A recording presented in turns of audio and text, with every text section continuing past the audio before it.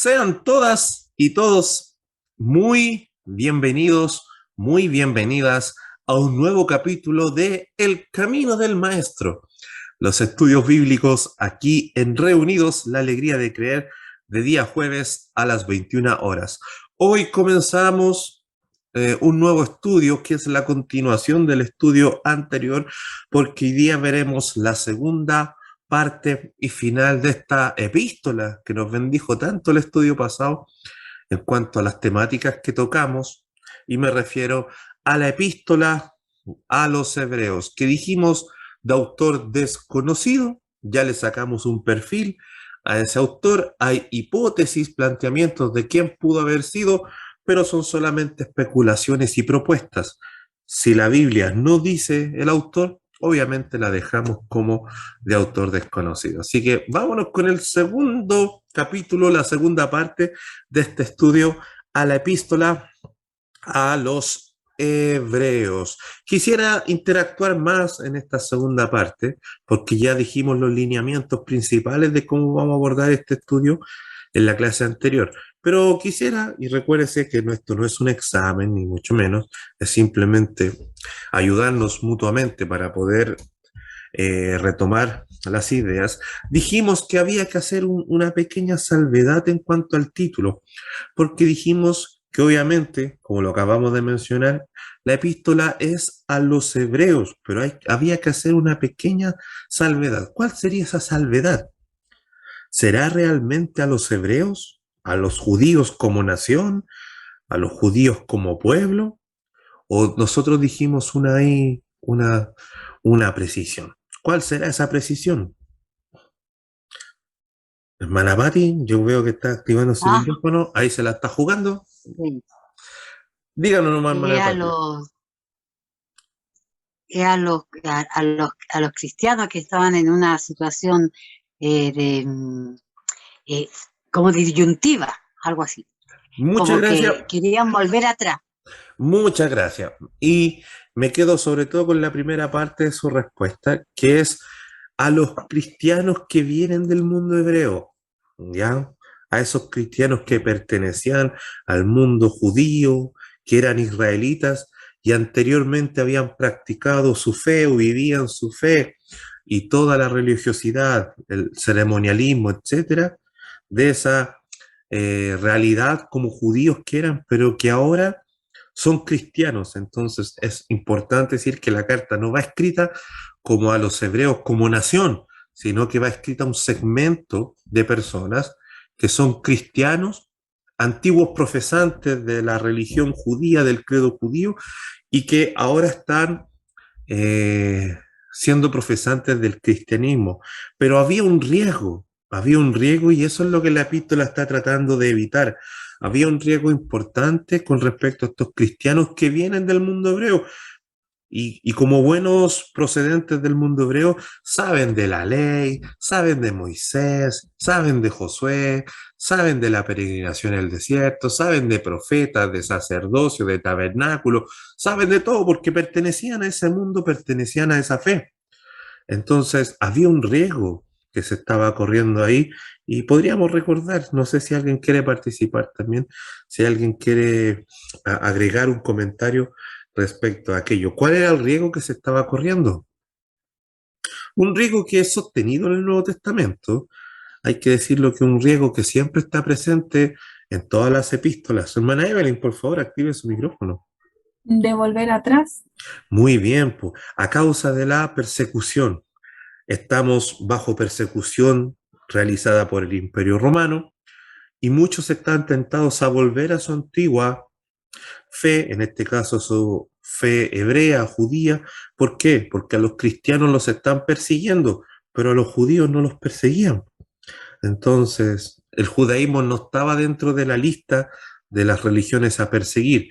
Obviamente el cristianismo era la religión que se estaba persiguiendo, lo hemos dicho muchas veces, porque lo acusaron del incendio en Roma, y obviamente si al cristiano lo persiguen, yo me hice cristiano y me empiezan a perseguir, obviamente hay una tentación importante a volver atrás. Y dijimos que había una idea central entonces, había un tema central como todos los escritos neotestamentarios, tienen un argumento central, un propósito principal, buscan una finalidad. ¿Y cuál era esta finalidad que tiene el autor de la epístola a los hebreos? ¿A quién le gustaría recordarlo? O si no estuvo en la clase anterior, proponerlo, decirlo. Ya dijimos que estaba el riesgo de volver atrás, de estos cristianos que vienen del mundo hebreo. Entonces, para contrarrestar eso, ¿qué se está haciendo? Y ese es el tema principal. Hermana Evelyn tiene el dedito levantado. Nuevamente, gánese la bendición, mi hermana. Que dice que el Cristo es superior a toda revelación de Dios. Toda Y la el otro es revelación. el Evangelio de Jesucristo. Claro, po. Muchas gracias, hermana Evelyn. El argumento principal para que a pesar de la persecución no vuelvan atrás a su antiguo credo judío es que Cristo es superior a todo lo que se reveló anteriormente, a todo lo que estaba en el Antiguo Testamento, que era la creencia de los judíos. Entonces, Cristo es superior a todo eso. Y si Cristo es superior a eso, por ende el mensaje del Evangelio es superior a todo ese mensaje anterior que estaba en la religión judía. Y no solamente Cristo y el Evangelio es superior, sino que el ser iglesia como pueblo es ser superior en cuanto a dignidad, honra, realidad, misión. Entonces, si volvían atrás, volvían a algo menor a Cristo. Si volvían atrás, volvían a un mensaje menor al Evangelio. Todo eso era camino para llegar a Cristo, para llegar al Evangelio. Y si volvían atrás, volvían a ser parte de un pueblo geográficamente establecido, con un credo establecido, pero volver atrás significaba dejar de ser ese pueblo que ya estudiamos alguna vez, pueblo que está en todos lados, ¿no? Como las estrellas, cuando estudiamos la figura de Abraham. Habiendo dicho eso y recordando esas ideas, pasemos entonces ahora al estudio y en específico la segunda parte de nuestra epístola a los hebreos. Dijimos en la clase anterior que, y en base al recordatorio que hicimos ahora, que el autor de la epístola a los hebreos, desde el capítulo 1, verso 1 al capítulo 4, verso 13, va a hablar de Cristo superior en su persona. La persona de Cristo es superior a los profetas, que figura más importante en el Antiguo Testamento, y vimos que los profetas anunciaban a Cristo. ¿Se acuerdan que citamos primera de Pedro? Ese día, cuando Pedro dice allá en su primera epístola, capítulo 1, versos 10, 11 y 12, que los profetas hablaban de la gracia destinada a quién? A la iglesia. Ese era el mensaje. Y si es a la iglesia, es porque es gracias a Cristo, gracias al Evangelio.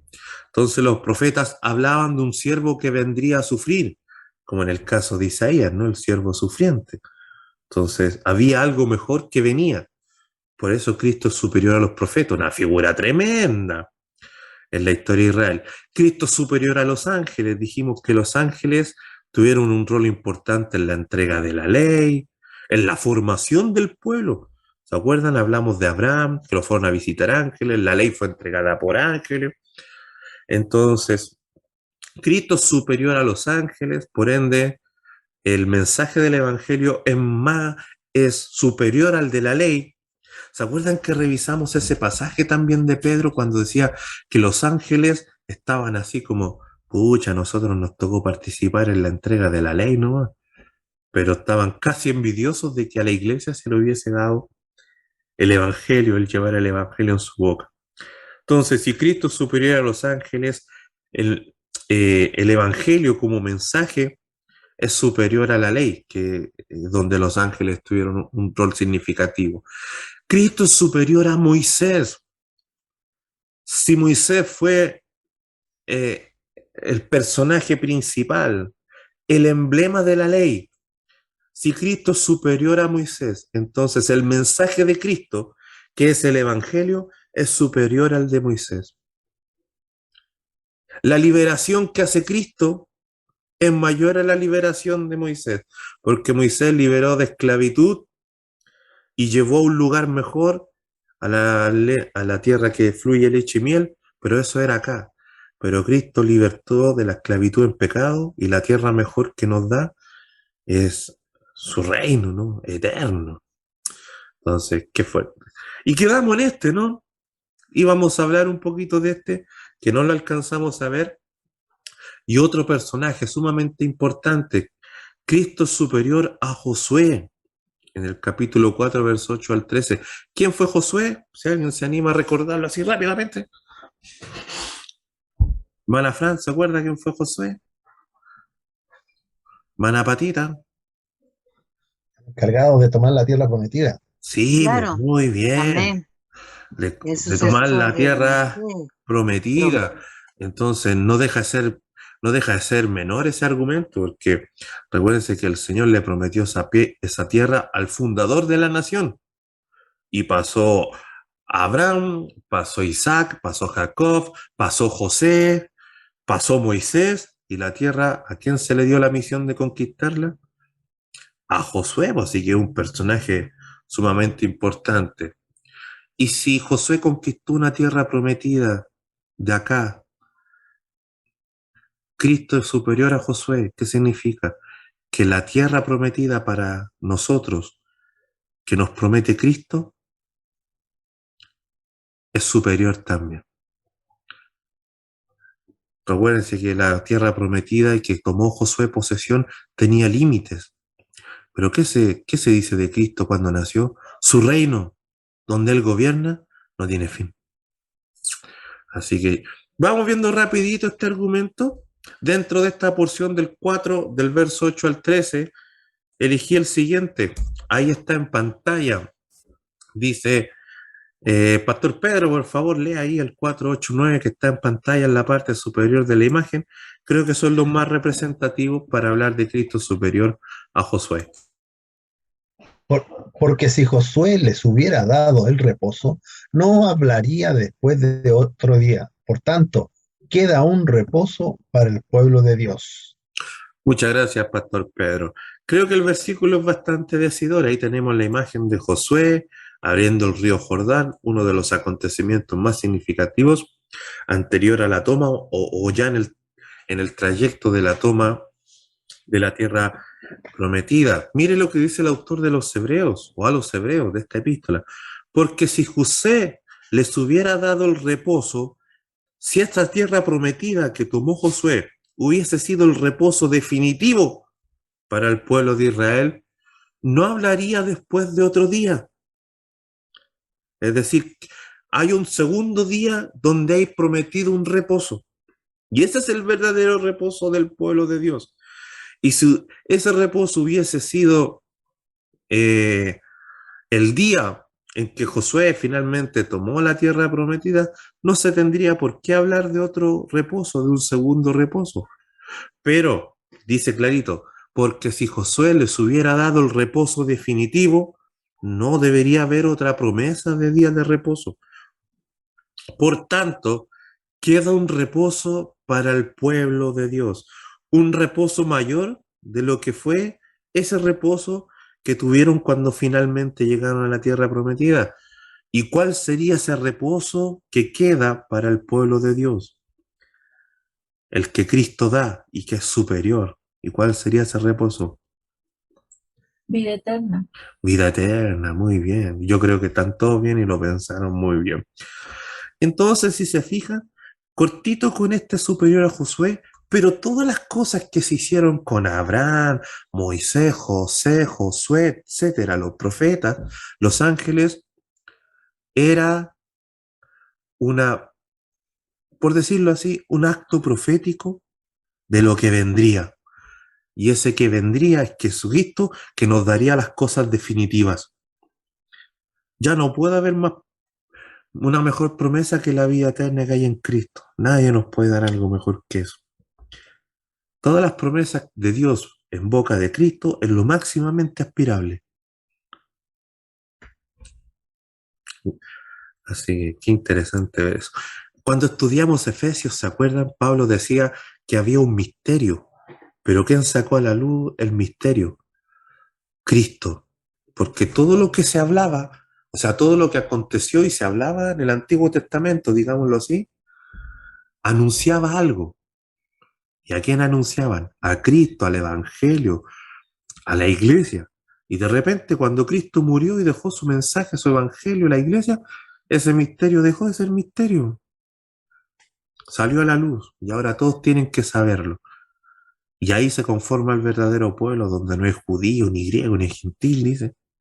Todos somos unos en Cristo Jesús, dijo. Qué lindo. Eso era lo que nos quedaba por ver, así que vamos con otro aspecto de nuestro bosquejo.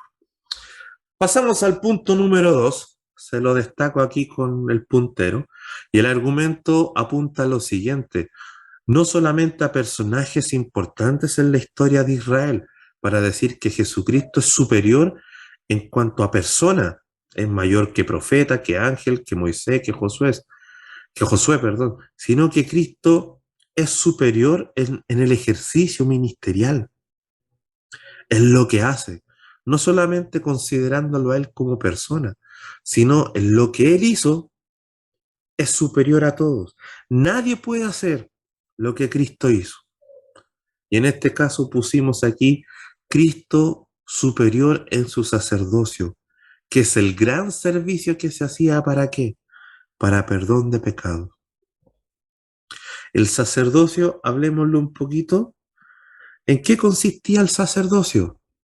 Era un linaje especial, y ese linaje especial tenía como responsabilidad ese sacerdocio, primero, educar al pueblo. Los sacerdotes, ¿qué hacían? Tanto en el tabernáculo y posterior templo. Los sacerdotes, por ejemplo, educaban a la gente en cuanto a la ofrenda que tenían que hacer y cómo debía ser esa ofrenda. Tenían que, tenían que educar a la gente en términos de ¿qué? En términos de palabra. Ellos se sentaban ahí con la gente y le enseñaban las escrituras.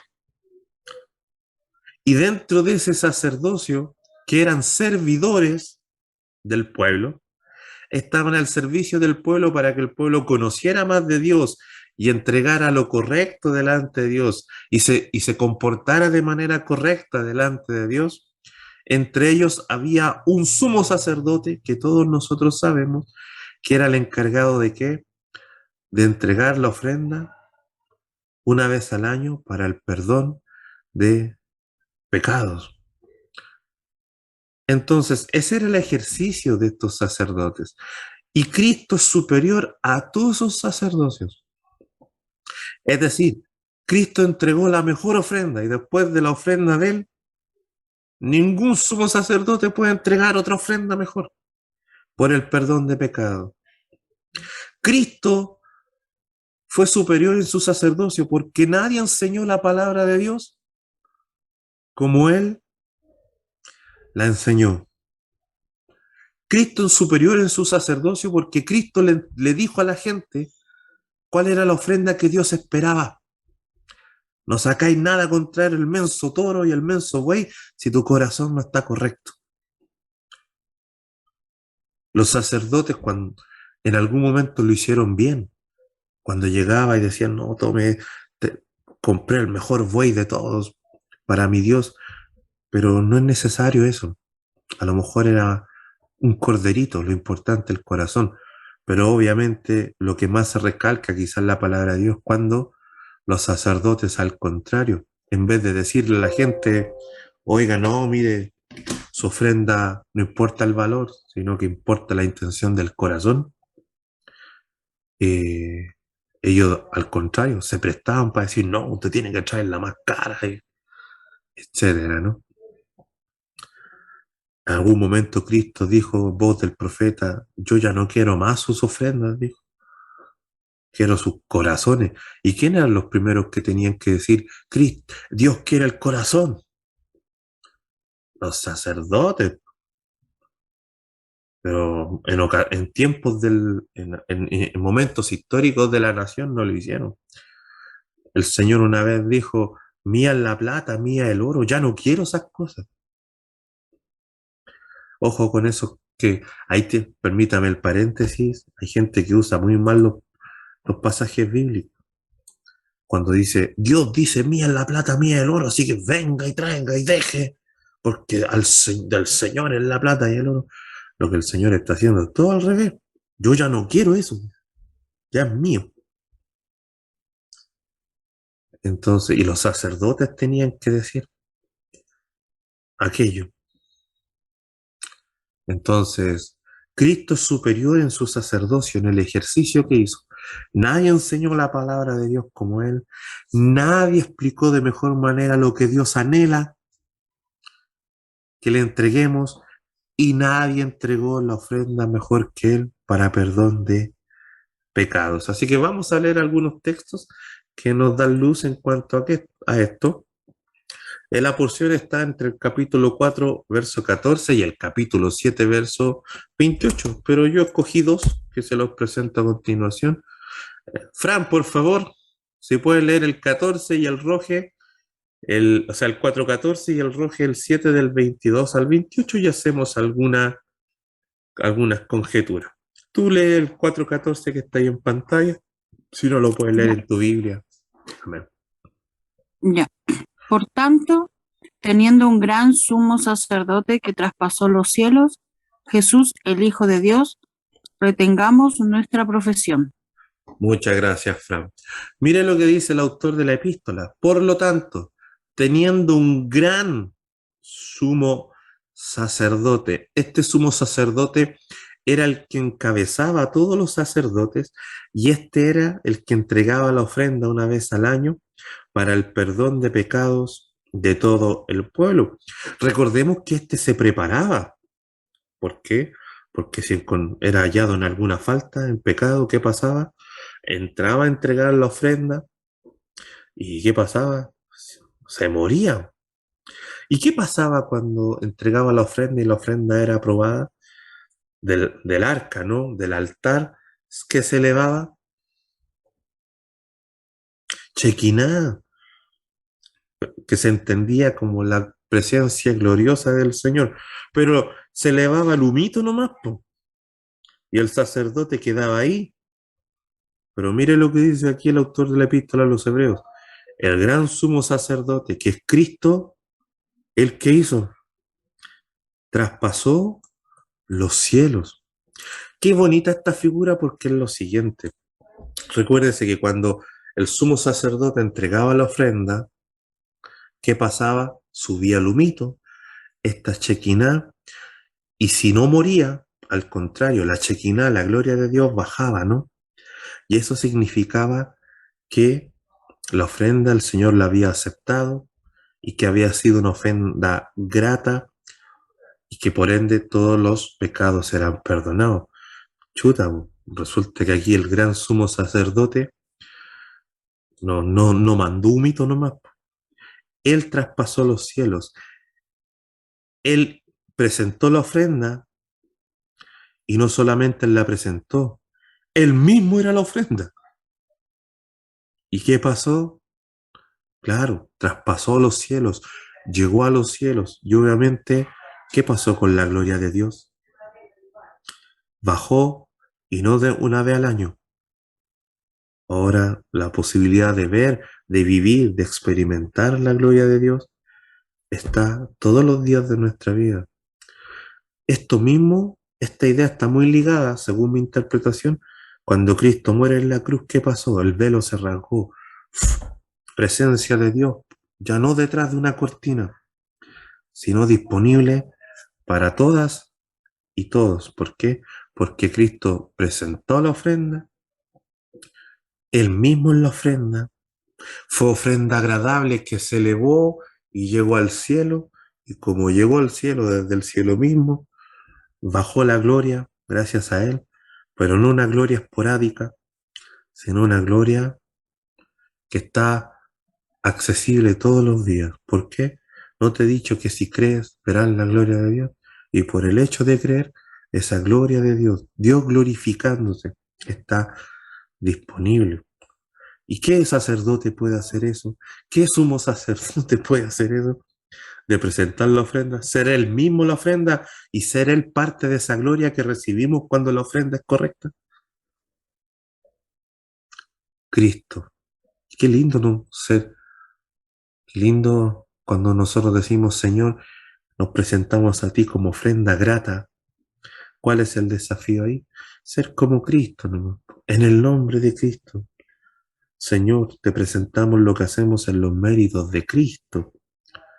Y ahí hay ofrenda grata, ahí hay gloria disponible. Gloria al Señor. Roge, por favor. Capítulo 7 del 22 al 28 también el autor dice algo con respecto a Cristo y su labor de sacerdote insuperable. Del 22 al 28, amén. Sí. Por tanto, Jesús es hecho fiador de un mejor pacto, y los otros sacerdotes llegaron a ser muchos, debido a que por la muerte no podían continuar.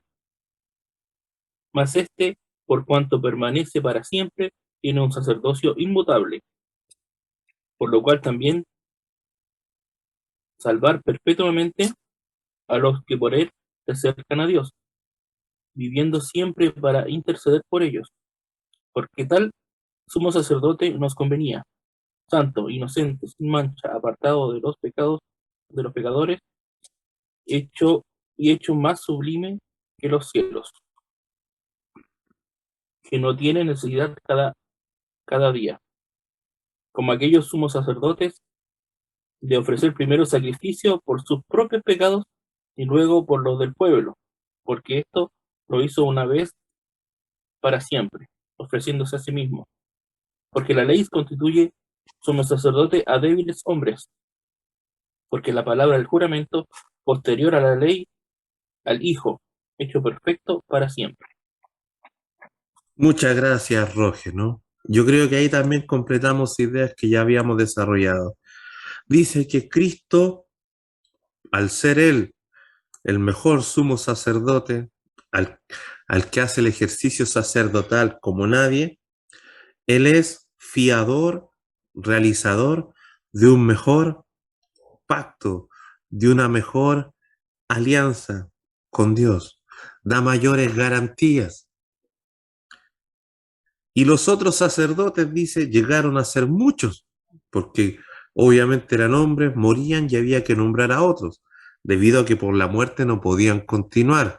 Mas este, como la muerte no le afectó, permanece para siempre. Y si él permanece para siempre, la acción de su sacerdocio es inmutable, no cambia, siempre vigente.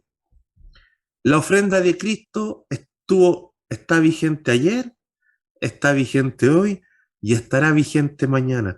La ofrenda de Cristo para perdón de pecados siempre estará vigente. No tiene que esperar al otro año. Siempre está vigente.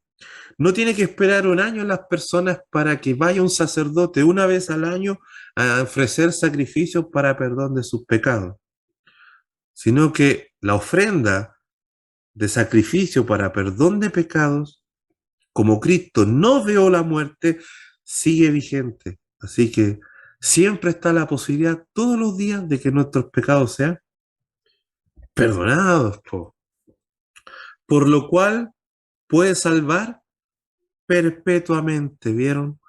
Su acto sacrificio, su ofrenda, su servicio sacerdotal es inmutable, no cambia, está vigente, y por eso la salvación, el perdón de los pecados es perpetuo a los que por medio de él se acercan a Dios. Ahora, mire qué interesante la idea que dice acá también, porque tal sumo sacerdote, hablando de Cristo, nos convenía, porque es el único santo, inocente, sin mancha, apartado de los pecadores y hecho más sublime que los cielos. Y él no tiene necesidad cada día, como aquellos sumos sacerdotes, de ofrecer primero sacrificios por sus propios pecados. Porque recuerde que un sacerdote tenía que también estar él a cuenta para después, un sumo sacerdote tenía que estar él a cuenta primero para después presentar ofrenda por los pecados de el pueblo. Pero ¿qué pasaba si un sumo sacerdote no estaba a cuenta? Imagínese lo que es para usted hagamos un flashback. Imagínese usted ahí el día que se tenía que presentar la ofrenda para el perdón de pecados de todos nosotros. Estamos todavía fuera del tabernáculo. Y nosotros, ¿en quién tenemos la confianza depositada? En el sumo sacerdote que va a entrar por nosotros. Y vamos, sumo sacerdote, vamos, que usted puede. Y lo primero que tiene que hacer el sumo sacerdote es purificarse él mismo para poder hacerlo por nosotros. ¿Y qué pasaba si salía rechazado él? ¿Qué nos queda a nosotros? Cooperamos nomás. Entonces había un grado de inseguridad en cómo ese sacerdote se presentaba ante Dios para luego presentarse por nosotros. Bueno, mire lo que dice el autor de los Hebreos. No tenemos necesidad, como los sumos sacerdotes, de ofrecer primero sacrificio por sus propios pecados. Él no tiene la necesidad de presentarse, o no, en él no existe la posibilidad de estar desaprobado. Entonces, ya descansamos en él, en lo que él significa, en lo que él hace. Dice, y luego por los del pueblo. Es decir, nosotros podemos tener seguridad en lo que él hizo, no cambia, no varía, está siempre disponible y siempre va a ser aceptable. Entonces, si hagamos un poquito de contextualización. Cuando nosotros le entregamos a Dios nuestra vida, Señor, te pedimos perdón por nuestros pecados, porque creo en lo que Cristo hizo. ¿Debe haber algún grado de inseguridad en nosotros que el Señor no lo va a aceptar? En ninguna manera.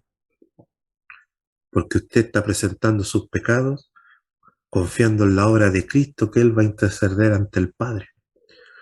Y Él no va a fallar por pecador.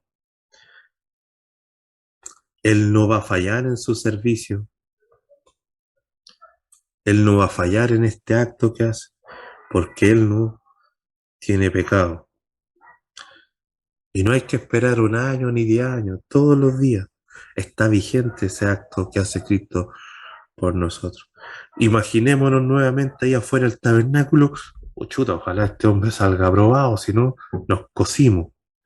Bueno, en el caso de Cristo, ninguna duda en que si yo le deposito a Él mis pecados para que Él los justifique ante el Padre, tengo que tener seguridad que van a ser perdonados porque Él no falla en su labor. Qué interesante ver eso, porque nosotros dudamos mucho. Señor, ¿será que me va a perdonar? Pero si usted realmente está arrepentido y ese arrepentimiento lo lleva a las plantas de Cristo, ¿qué va a hacer Dios? Lo va a perdonar. Téngalo claro aquello. Así que ahí está esa idea y leemos para hacerle justicia, ¿no? En la parte final. Y luego por los del pueblo, porque esto lo hizo una vez para siempre, ofreciéndose a sí mismo. La ley donde se mandaba a constituir sacerdotes, ¿qué hacía? Finalmente designaba a hombres débiles que morían, pero la palabra del juramento posterior a la ley, ¿cuál sería esa palabra donde Dios hace promesas, jura hacer cosas y las va a cumplir? El Evangelio, que fue posterior a la ley, en el Hijo al Hijo, ha hecho perfecto para siempre y por ende, ¿qué significa? Que ya no tenemos que estar en incertidumbre a partir de hombres débiles. Ya no tenemos que tener ese grado de incertidumbre en cuanto a que Dios nos va a perdonar o no nuestros pecados. Así que el sacerdocio de Cristo, mucho mayor que el de Aarón. ¿Y por qué mayor que el de Aarón? Porque Aarón fue el primer sumo sacerdote. Ahora le tengo una buena. Yo sé que esto lo hemos hablado antes, pero miren cómo Cristo es superior. Porque ¿qué dijimos que tenía que hacer el sacerdocio? Enseñar la palabra. ¿Qué tenía que hacer el sacerdocio? Enseñarle a la gente lo que tenía que hacer, las ofrendas que tenía que llevar. ¿Y qué dice el apóstol Pedro en su primera epístola? Capítulo 1 todavía, 1 o principios del 2, creo que son principios del 2, que Él nos hizo reyes y entonces, gracias a la obra de Cristo, ¿quiénes son los encargados de decirle al mundo, al pueblo? Las cosas son así, enseñar palabra de Dios. La iglesia. ¿Quiénes son los encargados de decirle a la gente, el Señor anhela tu corazón antes que todo? La iglesia. ¿Quién es el encargado de llevar esa palabra? De servir en el templo para que los demás anden conforme a como Dios quiere que anden. La iglesia. ¿Y quién hizo eso? Cristo, porque miren, ¿quién es el sumo sacerdote vigente hoy día? Llamémoslo así. Cristo. ¿Y quiénes serían los sacerdotes que están debajo de él? Nosotros.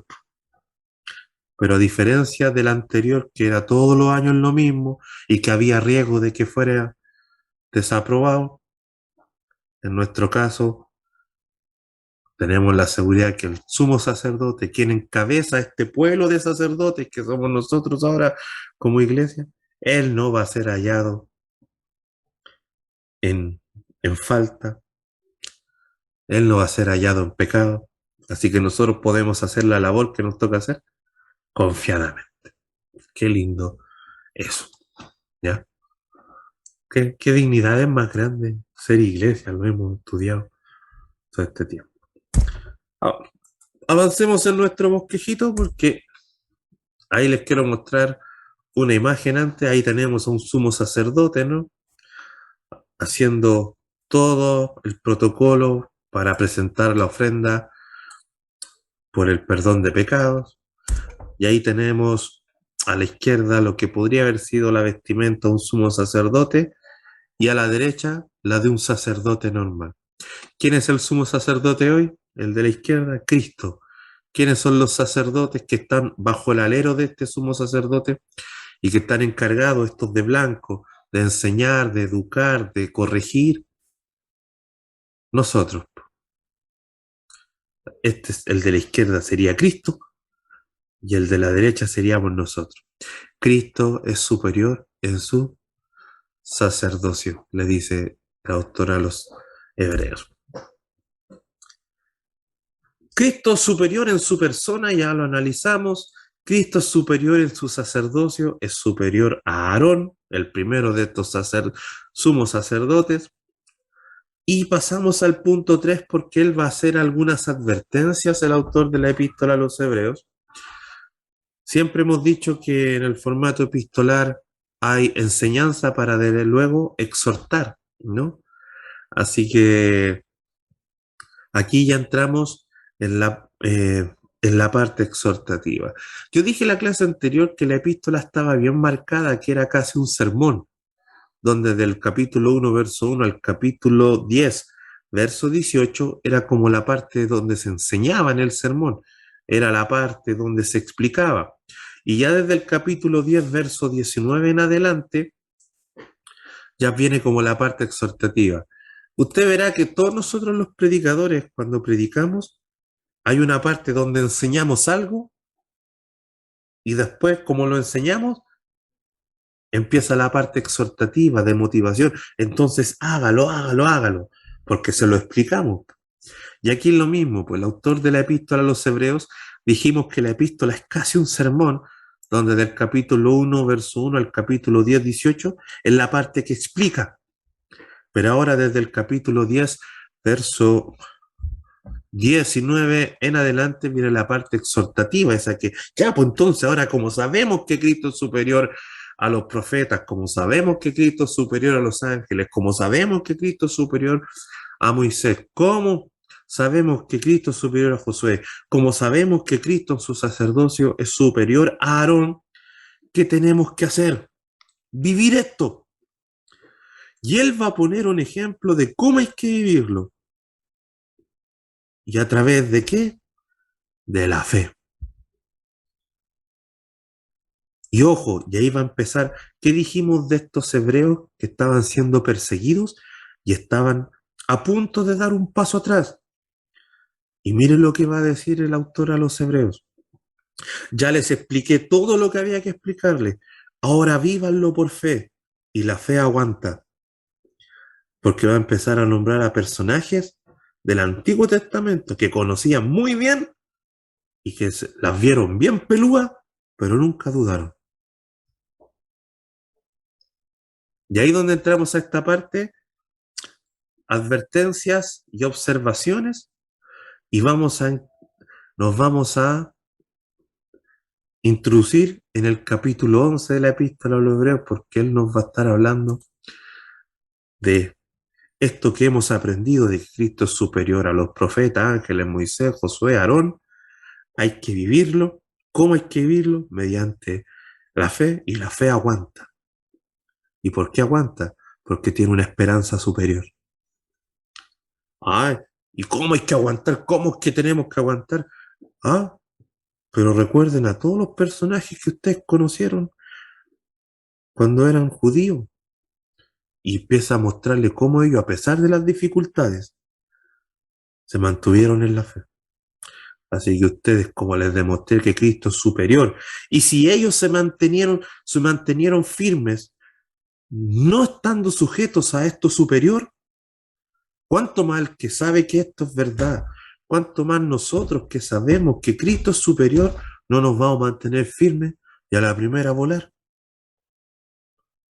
Mire lo que le dice el autor a los Hebreos. El famoso versículo de Hebreos 11:1, que hay que hacerle una precisión aquí. Dice, es pues la fe, la certeza de lo que se espera, la convicción de lo que no se ve. No se devuelvan, porque si Cristo es superior, sus promesas son superiores. Y si los otros aguantaron en cosas menores, nosotros que estamos en lo importante, en lo real, que es Cristo, el Evangelio, la Iglesia, tenemos que aguantar, porque tenemos promesas, pero esas promesas hay que verlas para creerlas. Miren, les va a decir, mírenlo a Abraham, miren a los Moisés, que ellos aún siendo utilizados en el camino, pero no en la finalidad, se mantuvieron firmes a las promesas de Dios. ¿Cuánto más nosotros que estamos en Cristo y que ya sabemos que Cristo, el Evangelio, la Iglesia, sus promesas son superiores? ¿Cómo no nos vamos a mantener firmes? Así que mire lo que les dice. Analicemos este que es muy interesante. Miren, hermana Pati, dice, vale, es pues la fe, la certeza de lo que se espera, la convicción de lo que no se ve. Ojo que esto, así, en la lectura, ¿vale? Es casi pareciese, y muchos la ocupan como definición de la fe. Pero ojo, que hay que tener cuidado, porque si la usamos como definición de la fe, casi, la fe es esto, estaría bastante incompleta. Porque pensemos, siempre lo digo, la fe es la certeza de lo que se espera, la convicción de lo que no se ve. ¿Cuántos salen aquí en la mañana a tomar micro? Todos, a irnos para la pega.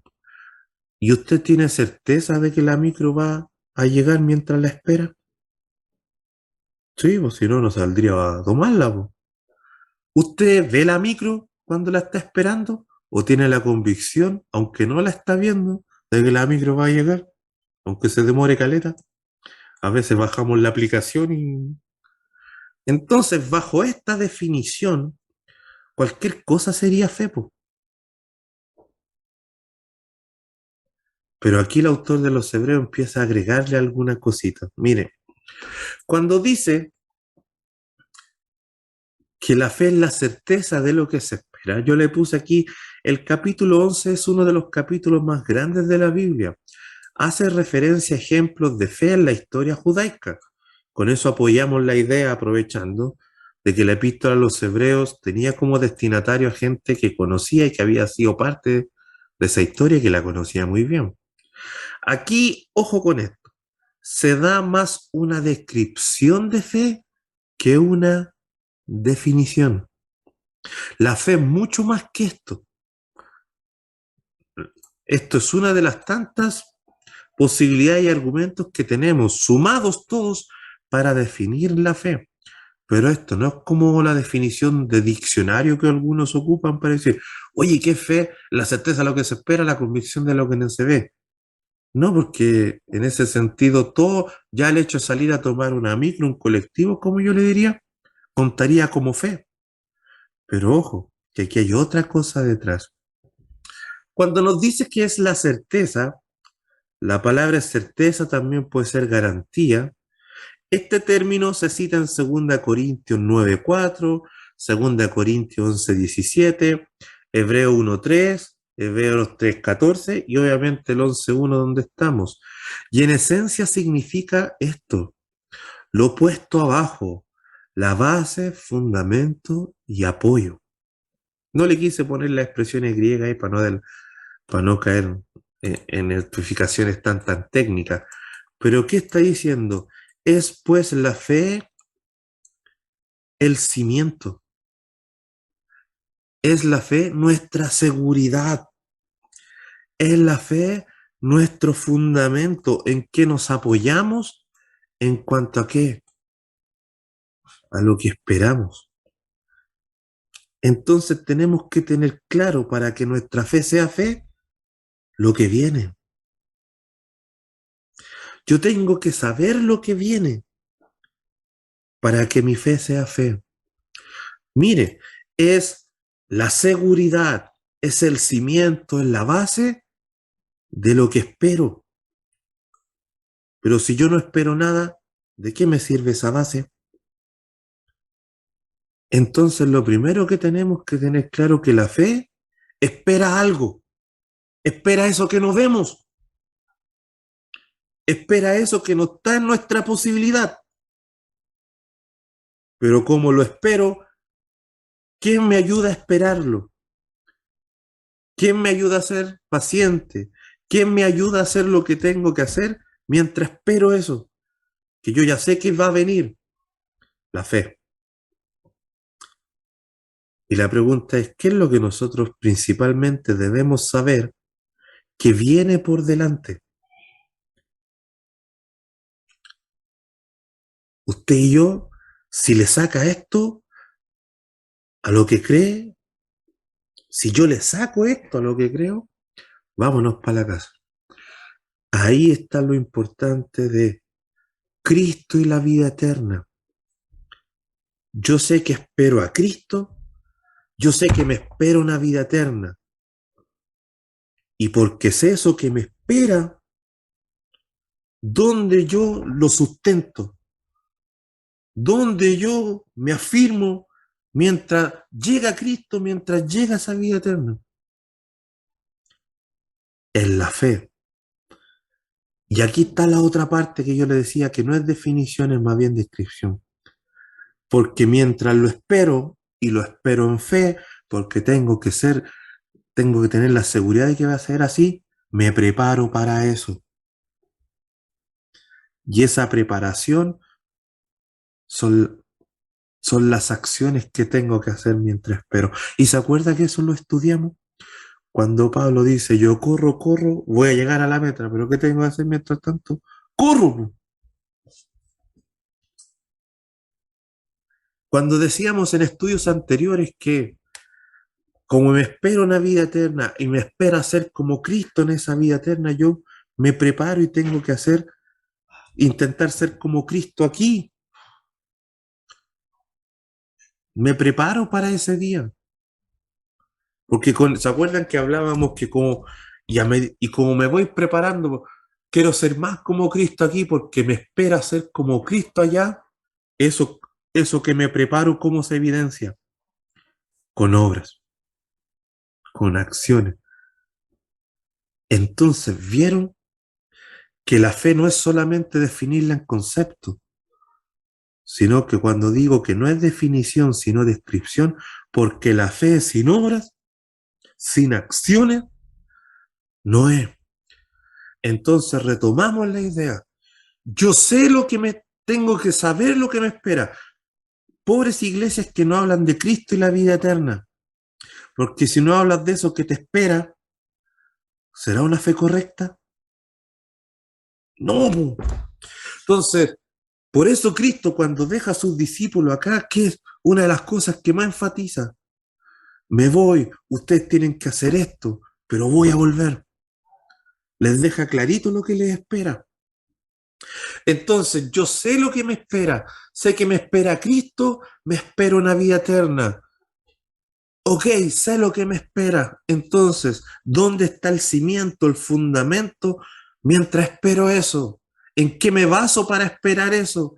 Que no ha llegado, pero sé que va a llegar. En mi fe. Y como lo baso en mi fe tiene que hacer las acciones y demostrar con acciones que me estoy preparando para eso que viene.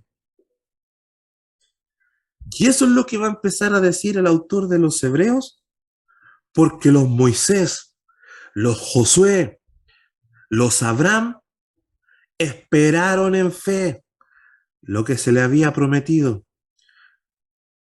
Lo esperaron con acciones que demostraban que ellos estaban esperando algo.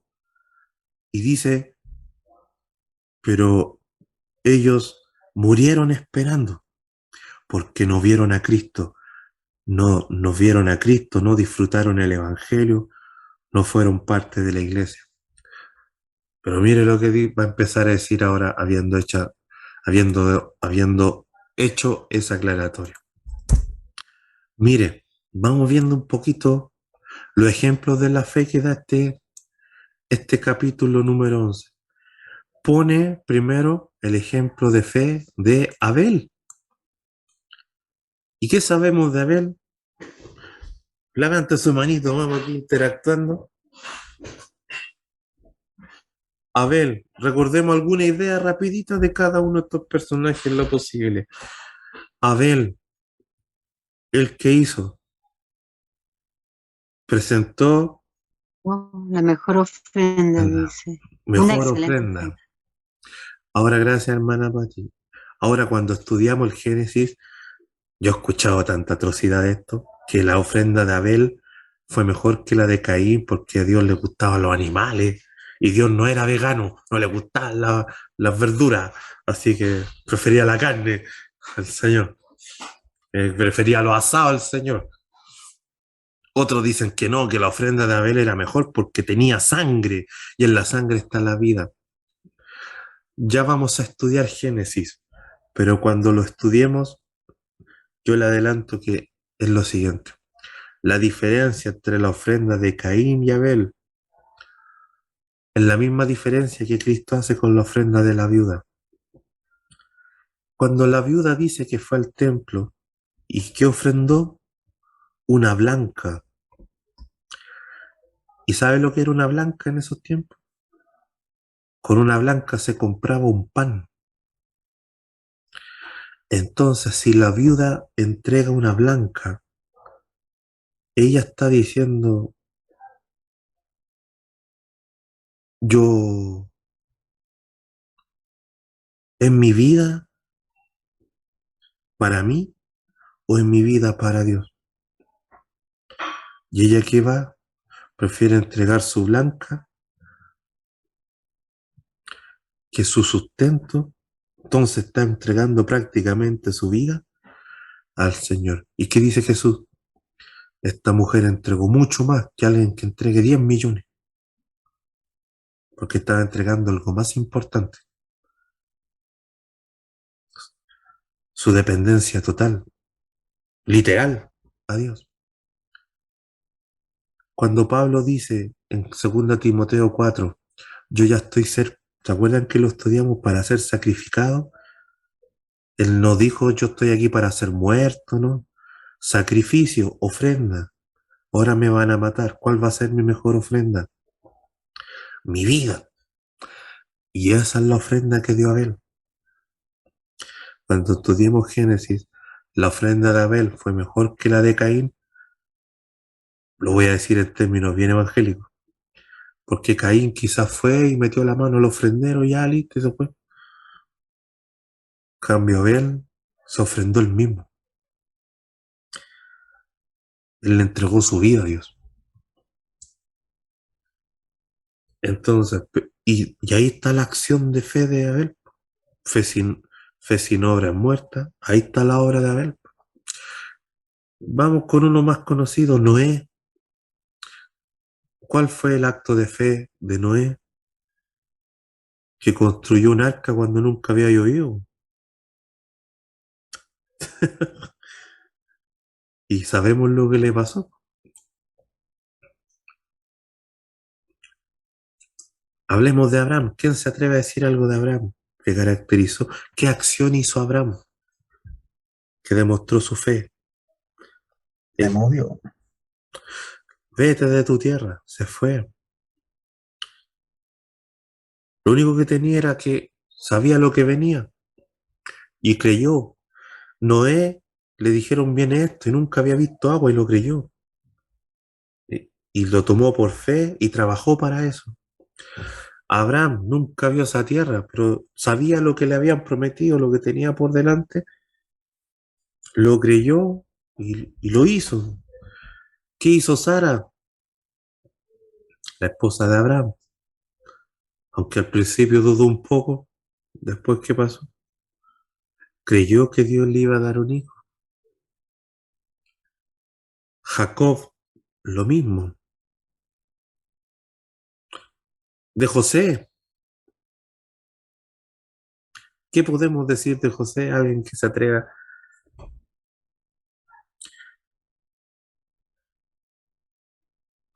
José, un prototipo de Cristo. ¿Se acuerdan lo que pasó con José? ¿Quién se acuerda algo rapidito de José? A ver. Que no sea el pastor Pedro, No. que hermana Evelyn. La Que le envidia. interpretaba los sueños a Faraón. Sí, pero Buena. ¿Qué? ¿A fue otra la, cosa sal- más, hermana Pati? Aprovechemos. fue la salvación para su pueblo, La envidia, para la su envidia de su familia. hermano lo llevó Sí, estamos todos a cerca. todas las aflicciones que Y vivió, pero nunca, se nunca las doy. negó. Y el perdón hacia su hermano. Muy bien, Valeria. Creo que la Valeria ahí, sumando todos los argumentos, ya le dio en el clavo. Miren, pensemos en la vida de Josué. Él, sin tener parte ni culpa, lo venden, tiene que ir a sufrir por los errores de otros. ¿Se acuerdan que los errores de los hermanos hicieron que lo vendieran como esclavo? Otros cometen los errores y él tuvo que pagar. Y después el Señor, o sea, después en tierra extranjera, en un lugar que no tenía por qué estar, el Señor lo honró, llegó a ser la mano derecha de Faraón y después se encontró con los hermanos. ¿Y qué hizo con los hermanos? Los perdonó. Y eso es Cristo. Cristo, ¿por qué tengo que bajar? Podría haber dicho, ¿por qué tengo que dejar la gloria aquí en la eternidad y bajar a un lugar que no me corresponde? En la tierra, ir a pagar por las culpas de otro. Y ahora teniendo todo el señorío para hacer tal como José, que podría haber dicho, maten a todos estos hermanos que me hicieron el mal, los perdonó. ¿Qué hizo Cristo? Cuando volvió a ser honrado y glorificado. Entonces Cristo pagó por lo que no tenía que pagar, se despojó de su gloria para vivir en un mundo piñufla para él, y pudiendo no haber pasado la planadora por encima, vengarse porque él tuvo que con su vida pagar algo que no le respondía. Al contrario, nos perdonó, intercede y nos hace parte de los beneficios. Ahí está, ¿no? Y ya tenemos, mire, Moisés, Rahab, mire una mujer, una prostituta de Jericó como mártir de la fe. ¿Qué podemos decir de esta Rahab o Rahab? ¿Quién se recuerda algo? ¿Dónde está el acto de fe de Rahab? Ayudó a los dos espías, ayudó Muy a bien. aquellos para para que la cuidara después de las finales, pero los ayudó, los escondió. La pregunta es, con todo el respeto, y aquí está, esa mujer tuvo más fe que todos los otros, porque los israelitas que llegaron a Jericó vieron el mar abierto, el Jordán abierto, vieron el maná, vieron todo, las columnas de fuego, de humo, vieron el monte Sinaí, vieron la ley, y esta mujer, ¿qué vio? Pero lo escuchó. Dijeron, venimos en el nombre de un Dios que hace esto, esto, esto, esto. Y ella, ¿qué hizo? El acto de ayudarle es la acción propia de una fe. Es el Dios que ustedes traen para acá. Ya, listo. Y no vio nada. Pero terminó creyendo más que cualquiera. La más indigna de toda la indigna. Mártir de la fe. Héroe de la fe. Hablando de esta fe que tiene una promesa. Yo me aferro por fe. ¿Dónde sustento eso que me espera? En mi fe. Y mientras tanto me preparo para eso que sé que viene. Pensemos un rap con esos criterios. Miren, le dijeron, oye, nosotros venimos a conquistar esta tierra de un Dios grande, un Dios maravilloso, y cuando la conquistemos, vamos a vivir todos bien. Ella, ¿qué sabía? La promesa. Ella ya sabía lo que le esperaba. Entonces, ¿y quién vio cosas como decíamos? ¿Las vio hechas? No, las creyó nomás. Tuvo fe. Viene un Dios que abre los mares, que abre los cielos. Ya, eso es lo que me espera. ¿Bajo qué lo sustento? En la fe. Ese es mi fundamento. Ese es mi sostén. Y tengo que vivir para eso que viene, eso bueno que Él viene, que prometió y que viene. Bueno, ayudó. Y ahí está la acción de su fe. Bueno, así podemos hablar de los Gedeón, Barak, Sansón, Jefté, en el libro Jueces, ¿no? David, ¿ya? Samuel, el profeta Samuel, y ya hemos hablado de los profetas. Mire lo que dice estas porciones, yo las quiero leer para que ya estemos entrando a las conclusiones finales. Mire lo que dice el autor de la epístola en el verso número 6 estamos analizando solo el capítulo 11. Pero sin fe es imposible agradar a Dios, dice. Para tener fe tengo que saber lo que me espera. Porque es necesario que el que se acerca a Dios crea que le hay y que es galardonador de los que le buscan. ¿Y ese galardón me lo da acá? ¿O no dice Pablo, nos dará la corona cuando Él venga? Sepa entonces, para tener fe, para que usted, ese cimiento, ese sustento sea más fuerte, más sólido, sepa que hay un galardón. La corona de justicia, la corona de vida que dice Pablo. Y porque sabe eso, que usted ya sabe que le espera que Cristo viene, me espera un reino, me espera un galardón. Yo lo espero bien sustentado, bien parado en base a mi fe y mientras tanto vivo preparándome para eso. ¿Y cuál sería aquí? Buscarle preparación mientras llega eso. Galardonador de los que le buscan. Mientras llega ese galardón, sustentado en la fe, le busco. Y eso sería esa fe que agrada a Dios. Pero si yo no sé lo que me espera, no me preparo para eso, no muestro fe nomás. Si a usted no le interesa eso que le espera, no puede solventar su fe. Miren lo que dice el 13. Conforme a la fe murieron todos estos.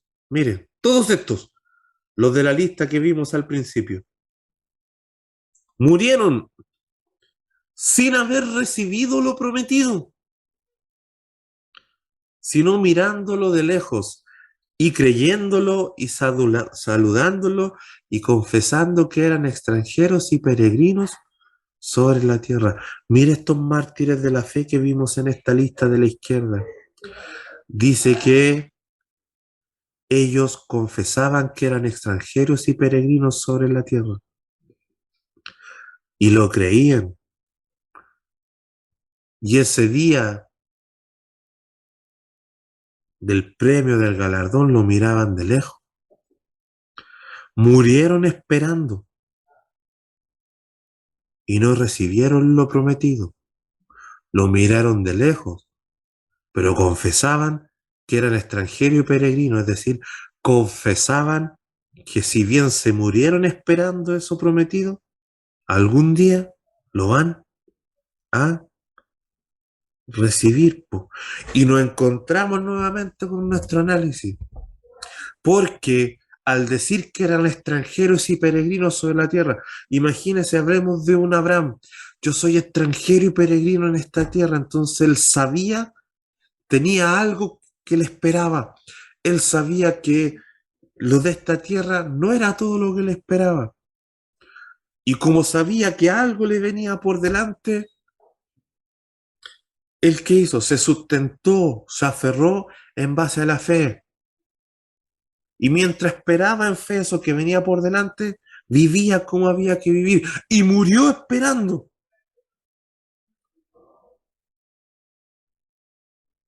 Murió esperando. Pero no claudicó. Y así con todos los otros. Miren lo que dice el 11, 14 y 16. Porque los que esto dicen, lo que cada uno de estos personajes dijo, dice el autor de los Hebreos, claramente dan a entender que buscan una patria, pues si hubiesen estado pensando en aquella de donde salieron, ciertamente tenían tiempo de volver. Pero estos personajes, ¿qué sabían? Sabían la certeza de lo que se les espera. A mí me espera algo y que no es una patria de aquí. Porque si no, si ando buscando una patria de aquí, me devuelvo. Yo sé que me espera algo mejor que es una patria de aquí. Y como sé que algo me espera, se aferraron a eso, que iba a llegar. ¿Y en qué se aferraron? ¿En base a qué? A su fe. Entonces, como sabía que algo esperaba y se aferraron en fe, esa fe tenía que llevar acciones. Entonces, esas acciones son lo que ellos hacían mientras esperaban que se concretara lo que les esperaba. Y como dijo el verso anterior, murieron esperando, pero no se desesperanzaron. Y mire lo que dice aquí, pero anhelaban una mejor, esto es la celestial, por lo cual Dios no se avergüenza de llamarse Dios de ellos, porque les ha preparado esa ciudad que estaban esperando. Ahora apliquémoslo para nosotros. Si ellos lo hicieron así, ¿cuánto más para nosotros? Que sabemos por boca de Cristo que Él va a volver. Sabemos de una vida eterna, sabemos de corona, sabemos de un lugar que no hay llanto, ni lloro, ni dolor, ni angustia, que ahí ya toda lágrima será enjuagada, toda lágrima será secada. Sabemos todo eso, eso es lo que nos espera. Y el que la tiene clara, ¿qué hace? ¿A qué se aferra? Yo sé que eso que me espera va a pasar en base a la fe. Y mientras viene eso que me espera, lo espero en fe, pero esta fe no es quedarse aquí, la certeza de lo que se espera, la convicción que no se ve, es ponerle acciones, es decir, vivir esperando eso que me espera, que por fe cree que va a pasar. Y estos no claudicaron, murieron esperando esa patria y el Señor se las va a dar. Ellos decían, soy extranjero y peregrino en esta tierra, algo viene, yo lo voy a esperar. Y no claudicaron. ¿Y qué tenían que hacer estos hebreos que estaban por claudicar? No hacerlo. Como estos antecesores no lo hicieron. Y nosotros como iglesia que la tenemos clara, no hay que claudicar. El Señor no se avergonzó de llamarse Dios de ellos. Dios no se avergonzará de ustedes hebreos. si mantienen esta convicción y no se va a avergonzar de decir yo soy el Dios de Evelyn, el Dios de Valeria, el Dios de Joana, el Dios de Pedro, el Dios de Patti, el Dios de Fran, el Dios de Roge, si no claudicamos. Termina el 11:36 al 40. Otros experimentaron, otros, incluidos estos, miren, lo mismo que estaban pasando los hebreos a los cuales se les destinó la carta y lo que nos puede pasar a nosotros. Otros experimentaron vituperios y azotes, y a más de estos prisiones y cárceles. Fueron apedreados, aserrados. Se dice que el profeta Isaías murió aserrado, lo cortaron por la mitad. Puestos a prueba, muertos a filo de espada, anduvieron de acá para allá cubiertos de pieles de ovejas y de cabras, escondiéndose, pobres, angustiados, maltratados, de los cuales el mundo no era digno. El mundo no era digno de tenerlos pisando este suelo, errando por los desiertos, por los montes, por las cuevas, por las cavernas de la tierra. Y todos estos, aunque alcanzaron buen testimonio mediante la fe, no recibieron lo prometido. Pero miren, ¿por qué no recibieron lo prometido en su tiempo? Porque Dios estaba preparando el camino para algo mejor. Para Cristo, el Evangelio y la Iglesia. Y miren lo que dice aquí. Proveyendo Dios alguna cosa mejor para nosotros, para que no fuesen ellos perfeccionados aparte de nosotros. ¿Qué está diciendo el autor a los hebreos? Y termino con esta idea. ¿Saben por qué el Señor no los premió, dice el autor a los hebreos? Porque Dios estaba preparando algo. Y ese algo que estaba preparando Dios era para que ustedes, no judíos, recibieran el mismo premio que se le había prometido a él. Para que usted, hermana, para que tú, Joana, y todos los presentes acá, porque Dios no los premió ahí, en ese tiempo a ellos, sino que los va a premiar más adelante. Porque el Señor quería meter en todos estos premios, ¿a quiénes? A nosotros.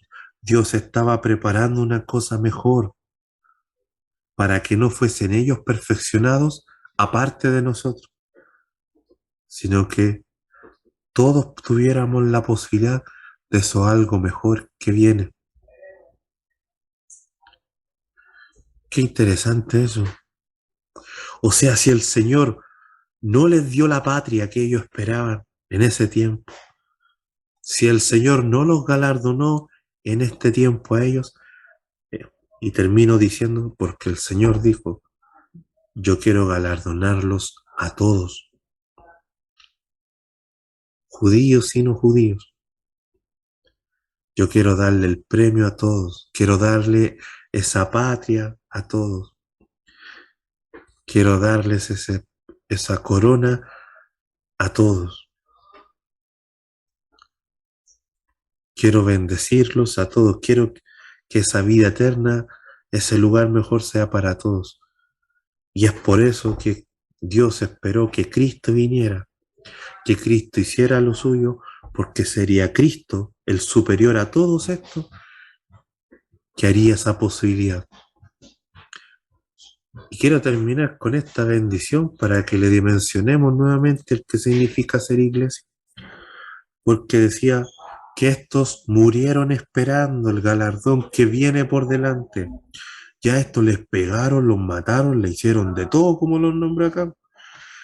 Pero el Señor estaba esperando que Cristo viniera, mandara a Cristo para que esos galardones se apliquen para la Eve, para la Vale, para la Pati, para mí, para no hacer distinción en esos galardones, en esa patria que nos espera. Y nosotros, hace frío, no voy a ir. A nosotros, a diferencia de ellos, no nos pegaron, no nos vestimos no nos escondimos, ni prisiones, ni cárceles, ni nada. Ellos tuvieron que pasar todo eso y no claudicaron. Y ustedes, hebreos, los persiguen y están claudicando y les toca el mismo galardón que a ellos y están pensando en retroceder si ellos no retrocedieron porque los persiguen. ¿Y qué nos queda para nosotros? Y mira lo que dice el Señor. Y mira, iglesia del siglo XXI, te espera lo mismo que Moisés que le pegaron, te espera lo mismo que a Noé que se burlaron, te espera lo mismo que a los hebreos que los romanos le estaban persiguiendo. Yo esperé el tiempo para hacerte parte de esto que viene. Ya ellos les pegaron y no claudicaron, los persiguieron y no le pegaron. Y yo que te hice parte, hoy que está lloviendo. A nosotros no nos ha costado ni un rasguño, a veces. Y miren lo que significa ser iglesia, compartir la misma herencia, la misma patria. Y no nos costó ninguna de estas cosas difíciles. Y lo único que tenemos que hacer es saber bien lo que nos espera. Como sé eso que me espera, lo creo que va a pasar así en fe, y mientras tanto, a esa fe donde se sustenta mi espera en eso que me está esperando, le pongo las acciones para que sea fe, preparándome para eso que viene. ¿Y cuáles serían las acciones de nuestra fe que nos peguen? Principalmente predicar el Evangelio. Entonces, para que la fe sea fe,